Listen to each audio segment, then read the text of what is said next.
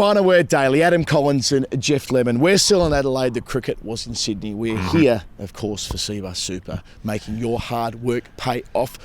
There was rain at the SCG. There was a very exciting game between Pakistan and South Africa, which Jeff here is going to sum up in 30 seconds off the top for us. All right. Pakistan batter first, Mohammad Rizwan and Babar Azam out for not much. Mohammad Harris came in, smashed a few. He gets out, and then Iftikhar Ahmed puts on a partnership with Mohammad Nawaz, 50 plus, and then Shadab Khan goes in and goes absolutely bonkers at the end. They end up with 185, pretty good, especially when they get Quinton de Kock and Riley Russo out early. Shaheen Shah Afridi doing the business. They're 2 down. Temba Bavuma bashes a bunch of them. They're ahead on Duckworth Lewis, and then Shadab Khan comes on, takes 2 in and over. They're behind on Duckworth Lewis. It rains. They come back on. They need 74 in 5 overs. They come back and don't get them. South Africa lose their first game in the tournament. They lose by 33 runs on Duckworth Lewis. And when you consider 6 overs were taken out in that long rain delay, that's a bit of a hiding. That has an effect on their run rate. We'll come to that in a bit. Shut up your face. That was the message tonight. Bloody hell. 50 from 20 rocks, then taking 2 wickets in the space of 4 deliveries to literally turn...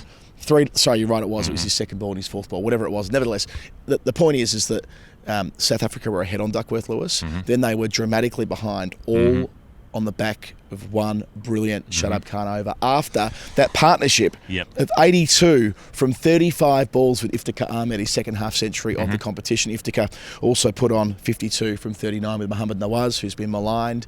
He also bowled an important over too, by the way. Before the rain, Nawaz only has 2 taken from him. So the gap is 16 at that juncture, as it was. I think last night it was 16 here as well between India and Bangladesh. So there were some similarities there. There are some other similarities we'll come to in a little bit as well. But Pakistan have put themselves into a position, having lost the first 2 games, including one to Zimbabwe last Friday night, where if they win on Sunday here against Bangladesh and India lose against Zimbabwe at the Melbourne Cricket Ground, they'll be going through and India won't. I mean, that is quite the turn up given where we were a few days ago. Pakistan's still alive. Pakistan's in the bad, all the rest of it. And yes, more importantly for me, doing it without the big guns. Yeah, absolutely. As we came into this tournament, and I said this, and you said this, and a million other people said this, Babar Azam and Mohammad Rizwan, watch them. More T20 runs together than any partnership in the international format's history. The best opening pair going around. Well, neither of them has made anything. They haven't made a snifter, really. I mean, you know, there've been a handful of good shots from Rizwan. Babar Azam's been woefully out of touch. Rizwan out in the first over, and then Babar Azam hung around till about the 6th over and ends up getting out for 6 off 15 balls or whatever it was. I think that's what it was, 6 from 15. Couldn't middle the ball, couldn't get anything going, and it was just fortunate for Pakistan that they made the change tonight. They rolled the dice, Pakistan style, and they brought in Mohammad Harris, who's 21 years old, who's only been playing pro cricket for a couple of years, and who absolutely flogged the South African bowlers in the power play. I mean, no fear, took them on. I mean, you know, Kaisa Rabada, pretty good cricketer. And he goes 6-6-4, I think it was deep mid-wicket, long on, square leg, the one consecutive deliveries. Was it backward, deep backward square? I think he got in behind one and pumped it over that area of the ground. Right. Yeah. I mean, and what a marker to lay there. So it just kind of gets their power play going, given that they have problems with their openers. It's the odd angry shot at best from those two through the course of the tournament so far. And 6 off Nokia, who's been scaring everybody and who was scaring Pakistan. I mean, you know, he's the one who eventually gets the wicket, gets the breakthrough with the fast one that hits the ball after the 6, and you can understand that as a 21-year-old.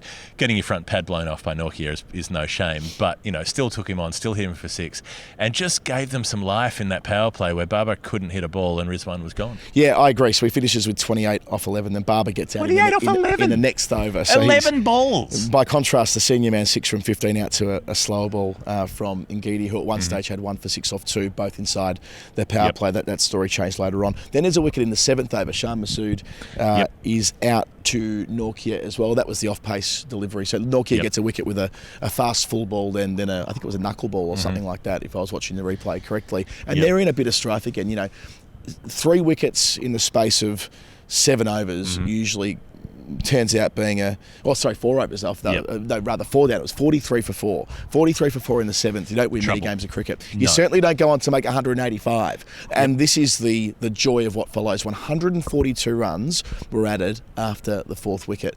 There wouldn't be many T20 internationals ever where that equation has been so.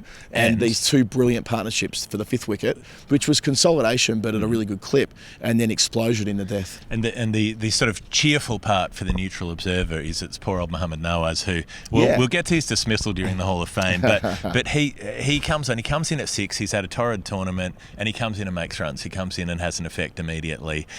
He scores at a decent clip. The one problem is that he keeps trying to slog sweep Shamsi, and he misses about 3 in a row. Finally gets onto one and hits it for 6, and then misses the next one, and he's LBW and plum. But by that point, he's 28 off 22, and he's got a partnership going with one of the more underrated performers of this T20 World Cup. Iftikhar Ahmed has been sensational against India, and here, when Pakistan have been in trouble, he's counter-attacked selectively, picked his moments, hit sixes, scored quickly, and got them solid amounts of runs when they needed it. 51 tonight, again at a decent clip, and he's the one who put them back in the game like he did against India. Yeah, I have felt for Iftikhar Ahmed in Australia a couple of times when he's been brought out here at the play test cricket, and he hasn't quite looked the part, hasn't been given kind of the right opportunities. They've picked him effectively as a second or indeed third spinner at different points, and and you don't really think of him too much for his batting because he's not in the side for that over here quite so much. Well, in the tournament, he's barely bowled. He might have only bowled a couple of overs. It was against India where he probably should have bowled the 20th over when Nawaz had lost his confidence and was going around, and who knows whether that result would have been different. If it was different, we'd be having a very, very different conversation about Pakistan and India right now, rather than going to the final day. They'd already be through had they held their nerve that night, and that felt like a bad call at the time. But yeah, Iftikhar, 2 half centuries, and having the presence to bat maturely with Mohamed Nawaz when they needed to. They lose a 5th wicket there. It's curtains probably, but instead 52 from 39. That's not an explosive analysis, but it's just what they needed then to give themselves something to launch from. So when they lose, he's still there. So he starts before Nawaz. That's right. He's still there after Nawaz, and he's still there after Shadab Khan, who comes in, makes 50 off 20 balls. He lays into Tabraiz Shamsi into the spin, and then it's the Nortje over. That's the one that really flips things around, because there's the no ball 6. I mean, this has been a theme of Pakistan games through the T20 World Cup, and this one went in their favour. That gets hooked away for 6. Then he bowls the replacement ball, also goes for 6.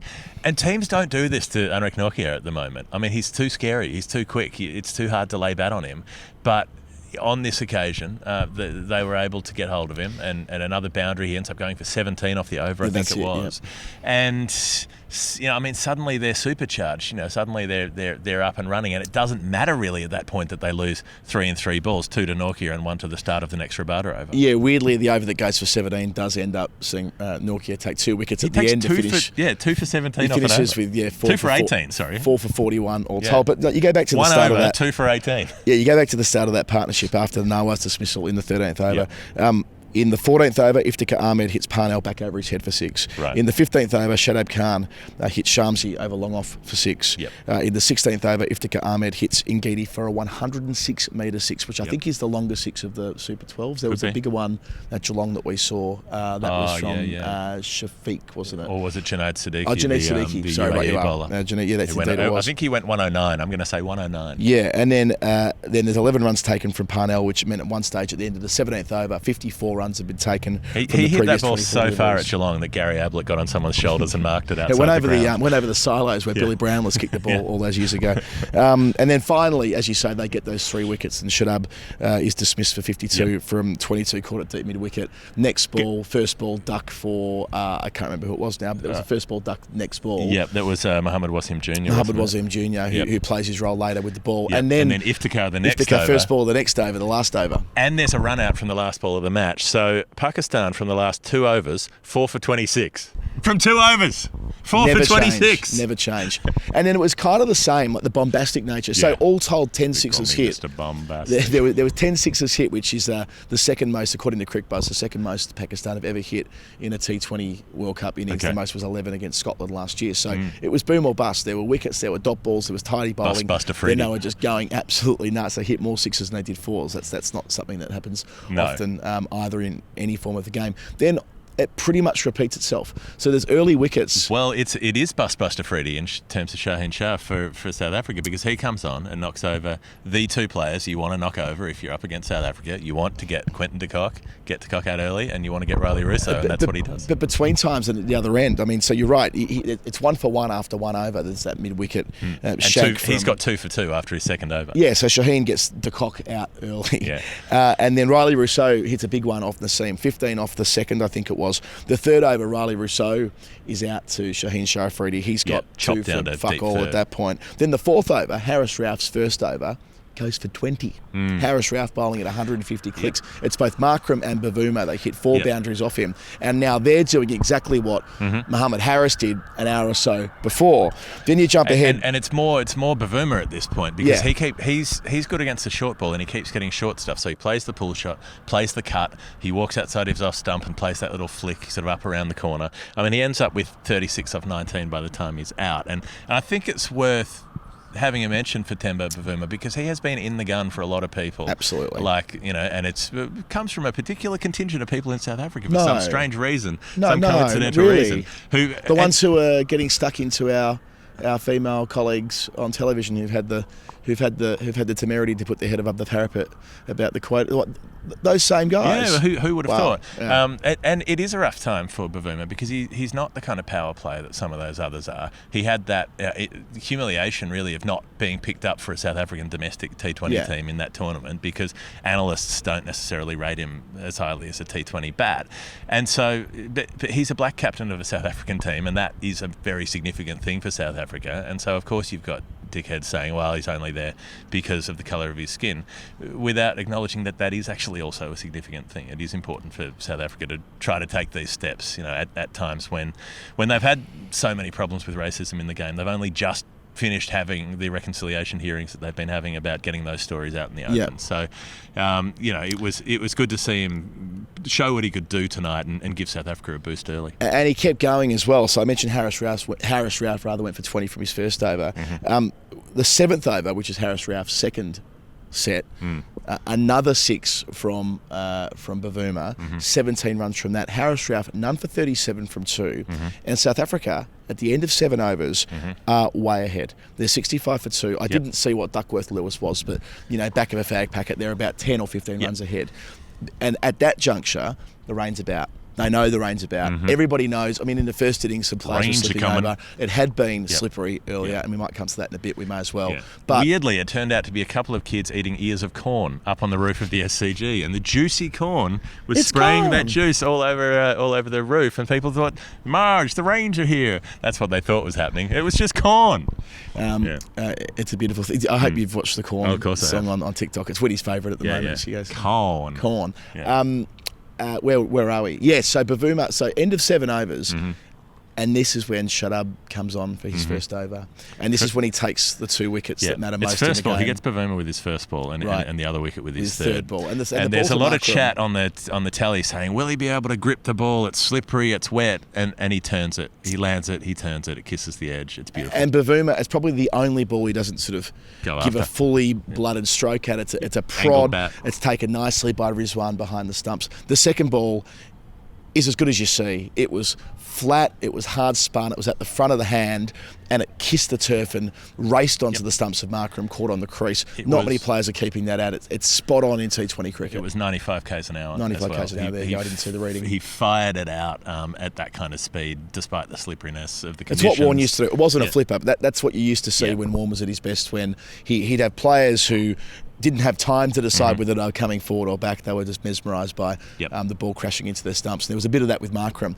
And upon losing 2 for 2 in that over, or was it a double wicket? No, it was 2 for 2. They, as I said before, they realised the rain's coming. Mohammed Nawaz bowls a 75-second over, gets through it with 2 singles. 2 runs. And then the rain really comes, and then they're way behind, and it's you kind of think at that stage it's probably game over. Yeah, they're 4 for 69, nice. Because that affects the run. Just to be clear, the reason I'm saying that is because that really does affect the calculation that gets spat out when they've only got 5 overs left, and suddenly they're set 73. They don't lose those 2 wickets. No. They're probably set, I mean, again, just guessing here, 50-odd, or maybe even 40-something, because the 2 wickets have such a big skew on what comes to new batters to the crease, and you're taking out 2 guys who are flying. Well, certainly in Bavuma's case, and Markram, who was on 20-something at the time when he got bowled. So that is where, even though it's Pakistan who go to work and take a slew of wickets in the 5 overs when South Africa are swinging and it doesn't work, the game is won in over number 7. Under 8, mate. Pretty much. And it's when it rains as well. I mean, Mohammed Nawaz has had a torrid time in the last over of T20s, the one against India with the ball, the one against Zimbabwe with the bat. And just for a moment, I thought he's going to have bowled the last over of a T20 international and had it go well. Wouldn't that be nice for a change? They did get back on, but yeah, I mean, it was just too tall an ask. And again, I have those questions about DLS and whether it's actually reasonable when you've had such a small sample size of overs bowled, and whether it works for T20s. But 73 off 5 overs, pretty much impossible. Yeah, okay, the ball's wet and the outfield's wet and whatever, but it means it's harder to get the ball to the boundary, and it means players just have to come out and go ballistic from ball one. And they try, Klaasen gives it a go, and Tristan Stubbs is a good player to have there. But I reckon Stubbs and Klaasen are the pair you want in that situation. And they do take 14 from the over after the restart. That shut up calm bowling, so it goes from 2 for 2 to 2 for 16. And, suddenly that feels gettable in the space of the last 4 overs if those two battle the way through. Shaheen Shafridi wins the top edge of Klaasen. It's taken by Mohammad Wasim Jr., who wasn't in this starting Pakistan side when the tournament began. He didn't play against India, I don't believe. No, I don't think he did. not. And he calls it. He wants it. It could be, Rizwan, but he goes, no, I'll back myself. But there's and so weirdly, much spin on Steve that Smith ball. runs in from out of frame, and he's like, I want to catch this one. There is so much spin on that ball. It's hanging in the night sky. Credit to him. He puts that down. It gives South Africa another chance. Instead, he's gone. Stubbs holds out in the next over. No, Stubbs might be leg before. Either way, there is a leg before from Naseem Shah in the next over, which pretty much calls the whole thing off. That's and they end up losing Parnell 9 wickets hits by the time one it's up out. in the air, and they lose. They end up 9 down, and they're nowhere near it, and they're 108 and almost bowled out. And so what that does, that means Pakistan's still alive. They've got to play Bangladesh. If they do that, they can get to 6 points. Their net run rate's better than India's already. Well, let's bring up the points table, shall we? It's worth actually going through it in some detail. So, all teams in Group 2 have now played 4 games, with India on 6, South Africa on 5, Pakistan on 4, Bangladesh on 4, Zimbabwe on 3, who theoretically could still qualify. Now, let me run you through this. Okay, this will be fun. So they are in 5th spot. If they beat India by a lot, let's just start with beating them. If they beat India and the Netherlands beat South Africa and Bangladesh beat Pakistan and Zimbabwe beat India by about 300 runs, their net run rate will recover to the extent that they'll leapfrog themselves. And all the other teams get mashed. If all the teams above them get... If the Netherlands flog South Africa, they humiliate them. It's Boer War Part 3. Or they come back and absolutely go to town. Yeah, that's right. They would go through with India in that radically unlikely scenario. But the scenario where it could play out, net run rate actually isn't really a factor in this group anymore, because the Dutch are playing South Africa.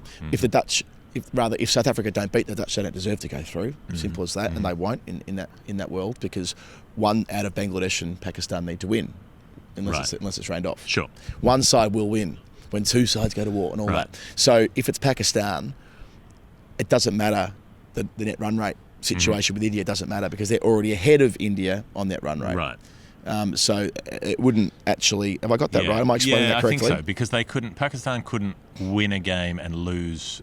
I mean, they could win a game and lose a bit of net run rate. Oh no, sorry. And India could lose a game and still. Yeah, if India could not lose a game without losing net run rate. and increase their net run rate concurrently. Sure. So that it could become a bit of a shootout between the old rivals. And the beauty of the scheduling on that final day is we have here the second game doubleheader. The second game is Pakistan-Bangladesh. It'll be just about a full house here at Adelaide for that game. And then they go straight to the MCG, where there'll be 90,000 people there. Is the morning South Africa and the Dutch? It is. Yeah, okay. Oh, no, sorry. They play in... The day before? They play in Sydney the day before. Okay. Which must mean 2 other sides play here the first game. Okay. 2 sides that aren't them. Aren't them. Yeah. It's day 19. We can't be... We can't be held responsible for not remembering what every team is doing. It might be in the other group. Anyway, the point here is that it could go all the way to the final game of the group stage before we know who is going to advance from Group 2. Over in Group 1, which is tomorrow, we know that the game between Australia and Afghanistan is all about net run rate. If Australia can absolutely marmalise Afghanistan and bowl them out for 50 and get it in 3 overs or something like that. It doesn't have to be quite that bad. So you've been writing about this. I think I figured out net run rate, because you and I have, for years, have not known how it works, and I think I've actually figured out how it works. Don't do that. It's no fun if we know. Yeah, I know. But I did a thing in a spreadsheet, and it may be wrong, and maybe someone will come and tell me I'm wrong, but I think in our comments. Yeah. Someone might tell you you're wrong. Someone might tell me I'm wrong. On the internet? No, you wouldn't do that. The internet, would you? Just wait till someone buys out this podcast and then tries to monetize it by charging everyone $4 to have a badge next to the name. Look, I think what it is that if Australia win by 62 runs, or if they chase in 13 overs, then they draw level with England on net run rate. And so if they go bigger than that, they get a lead. So they've got to win by more than 62, or they've got to chase it in faster than 13 So overs. where could you make your biggest marginal gain in that scenario? Is it bowling out Afghanistan for 50 and chasing it in 4 overs or whatever? Yes. Or is it making 230 and keeping them to 90? Either of those things. So Does it not matter either every way? over, it gains you a lot of net run rate. Runs, you've got to have a bigger chunk of runs, but you still gain a reasonable amount of net run rate for even a handful of runs. So yeah, you make 200 and bowl them out for 100, you're doing very well. If you, if they make 90 and then you chase it down in 9 overs, then you're doing very well. But yeah, it's probably actually easier for Australia to make a big score and keep Afghanistan to a small but still reasonable score. Then if you're trying to chase it in a really short amount of time, you've got to keep them to a almost ludicrously low score. You've got to have one of those games where you bowl a team out for 80. And you could do it. It could happen, but it's probably less likely. Well, it's laden with risk, isn't it?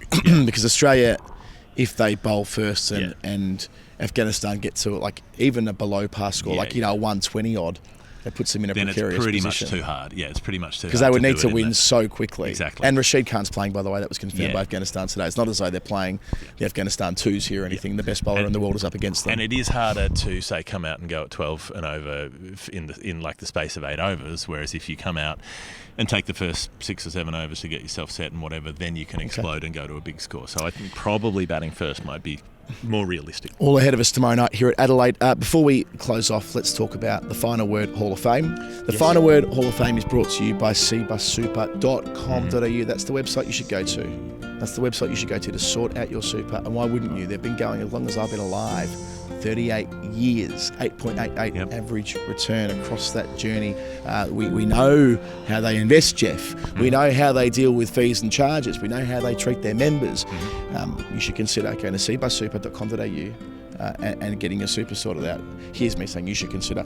Why don't you? May as well. You may as well. Of course, the caveat there is past performance, not a reliable indicator, future performance. But if you put that to one side, we would simply say that if you go to that website, tell them we sent you even, and you say, I want to get my super sorted out, that's the kind of service you can expect from an organisation that's dedicated to their members. Right, Hall of Fame nomination for me.